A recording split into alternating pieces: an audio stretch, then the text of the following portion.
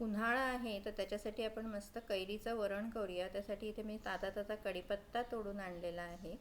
कुकरमध्ये तेल घातलेलं आहे। हे मी आज डायरेक्ट कुकरमध्ये करते आहे। मोहरी जिरं घातलं, त्यानंतर हा ताजा कढीपत्ता घातला, हिरवी मिरची घातली। इथे एकच हिरवी मिरची मी घातली आहे, तिखटवाली आहे ती, आपल्या आवडीप्रमाणे आपण वाढवू शकतो। हिंग घालायचं आणि कैरीचे तुकडे घातलेले आहेत। इथे साधारण 1 टेबलस्पून तुकडे होतील असे कैरीचे तुकडे घेतलेले आहेत।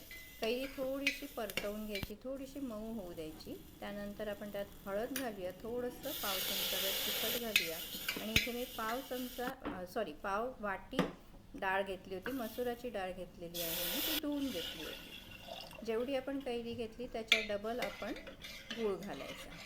मीठ घातलेलं आहे, पाणी घातलेलं आहे। आपल्याला जितपत पातळ वरण लागतं त्याप्रमाणे पाणी घालायचं। मी इथे 1 वाटी पाणी घातलेलं आहे। झाकण लावून आपण कुकरच्या 3 ते 4 शिट्ट्या करून घ्यायच्या आहेत। कुकर थंड झाला आपण काढूया। मस्तपैकी डाळ शिजलेली आहे।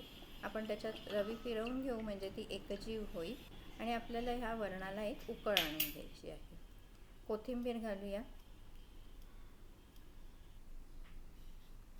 मिक्स करून एक छानपैकी सणसणीत उकळ आणायची आहे। आणि हे असं गरम गरम वरण उन्हाळ्यामध्ये भाताबरोबर, आहा, कैरीचं वरण तर खूप छान लागतं आणि उन्हाळ्यामध्ये कैरी खायलाच हवी। ही एक पद्धत झाली। पुढची पद्धत आपण पुढच्या भागामध्ये बघूया।